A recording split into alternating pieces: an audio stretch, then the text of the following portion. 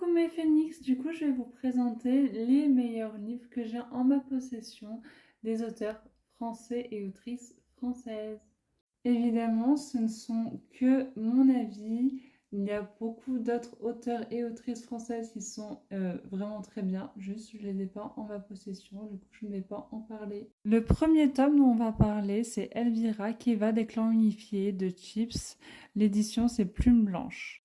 Outre le livre qui est vachement bien écrit, avec une plume fluide et avec une autrice qui est aussi illustratrice et très remarquable, ce livre-là est un réel bijou et pour moi, ça a été un réel coup de cœur. Donc, dans ce livre, on va suivre Elvira, qui du coup est la Keva des clans unifiés, qui est la chef spirituelle qui règne sur le continent glacé d'Arshkar. Liée par le sang aux injonctions des âmes, elle est contrainte de leur obéir. Et à chaque fois qu'elle ne leur obéit pas, eh bien, ça fait que ça met entièrement sa vie en danger à chaque fois qu'elle ne paye pas aux voix de l'entremonde. Jusqu'au jour où le conseil clanique décide de mettre fin à ses jours. Elle va s'allier à Rune, qui est du clan Décide. C'est un veilleur solitaire, il est très rancunier et il n'aime pas du tout là d'où Elvira vient, à cause de son propre passé. Malheureusement, elle va devoir agir vite avant d'être assassinée et de ce fait, elle va devoir faire un long périple afin de pouvoir donc évidemment, ce qu'elle va essayer de faire, c'est de se défaire des voix de l'entremonde. Et est-ce qu'elle va y arriver? Vous le saurez juste en lisant ce petit bijou. Donc du coup, j'ai noté ce livre 5 sur 5. Il est vraiment fabuleux. J'ai adoré lire ce livre. Que ce soit l'écriture fluide, l'imagination et aussi et toujours l'univers dans lequel Elvira est très impitoyable. Ce qui en fait un roman plein d'action et plein de vie et qui nous donne des frissons à chaque phrase qu'on lit. Je vais vous présenter En virtuel, écrit par Icarus Maclone, qui a été auto-édité. Donc, on va suivre l'histoire d'Envers Mars, qui porte le nom d'une planète, comme son nom l'indique, qui a le nez dans les étoiles et les pieds sur la terre qui n'est plus si bleue. Les miroirs sont ses pires ennemis. Malheureusement, elle est mal à l'aise avec son corps et avec l'époque actuelle dans laquelle elle vit. Donc, dans ce livre, nous plongeons dans un univers en 2057 avec des robots et beaucoup d'high-tech. Donc, on va dire qu'elle a une routine, c'est un petit peu le métro dodo boulot, voilà. Donc, eh bien, il ne lui reste pas beaucoup de solutions puisqu'en soi, elle n'a pas d'argent, étant donné que les choses coûtent assez cher. D'ailleurs, dans ce livre-là, ce que j'ai beaucoup aimé, c'est le fait de savoir que tout coûte cher, c'est la classe sociale, donc il n'y a pas de classe moyenne, donc ils ne peuvent pas faire de soirée cinéma, parce que vraiment tout est très cher.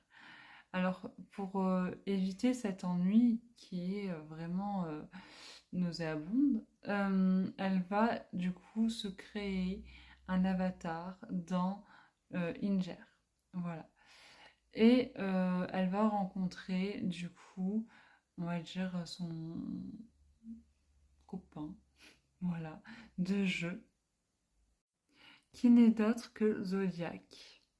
C'est un roman immersif, plein de poésie, touchant et qui nous laisse sans voix jusqu'à la fin du roman. Un roman qui peut faire penser à Matrix et aussi à Avatar, mêlant réalité virtuelle, le côté immersif, l'action et aussi la philosophie. Beaucoup de philosophie dans ce roman, avec évidemment une pointe de dystopie. Donc j'ai noté En virtuel 5 sur 5 grâce à ce côté immersif qui nous fait voir dans le monde dans lequel on vit, dans notre œil. que celui qu'on connaît déjà. Avec une plume touchante et pleine de poésie, évidemment, et ce qui nous laisse un côté très glaçant, parce qu'à la fin, elle est quand même assez glaçante, je trouve. Et surtout très triste. Alors évidemment, c'est mon coup de cœur. Du coup, maintenant, je vais vous parler de Orlan Grey comme autrice pour La Tour des Immortels. L'édition, c'est Corrigan. Du coup, on va suivre Jaï, qui est la première femme du royaume de Kanyuria, qui accède au trône et au pouvoir suprême en devenant reine. Mais malheureusement, elle doit lutter pour que sa position reste, car elle a aboli l'esclavage. De plus, un mystérieux fléau s'est abattu sur la capitale, et des monstres sanguinaires jaillissent des cryptes attaquer les citoyens. Il y a des rumeurs qui font bon train. Peut-être était-ce parce que c'est une femme qui est justement à la tête du royaume. Après des années d'exil, Ramsès refait surface, l'amant perdu de la reine. Sa dévotion est-elle sincère ou est-il un manipulateur? Donc je trouve que Jaïm me fait penser un petit peu à Elvira dans certains de ses actions. Et j'ai beaucoup apprécié ce personnage. Évidemment, j'ai beaucoup apprécié également Ramsès, qui est, je pense, mon coup de cœur. Tout comme le livre m'a plu, Ramsès aussi. Mêlant complot, convoitise et, je dirais, séduction, ce livre est vraiment un banger. Voilà. Après, là, je vous ai présenté que des one-shots pour le moment. J'ai énormément adoré ce roman pour tout ce que je vous ai cité. Il y a aussi évidemment une pâte d'Égypte que j'adore aussi dans ce roman.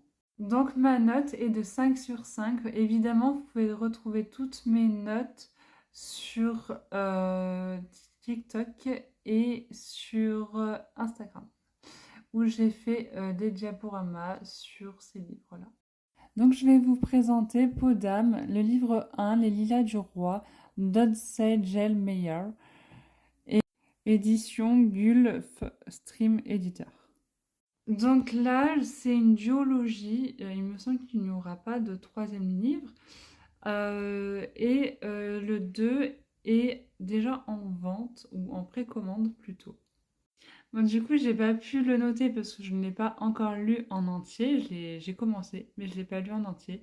Mais je l'ai quand même mis dedans parce que vraiment, j'adore déjà le peu que j'ai lu. Donc, on va suivre Blanche qui est hantée par la mort de sa mère et on va dire coincée entre guillemets derrière les 4 murs de son palais.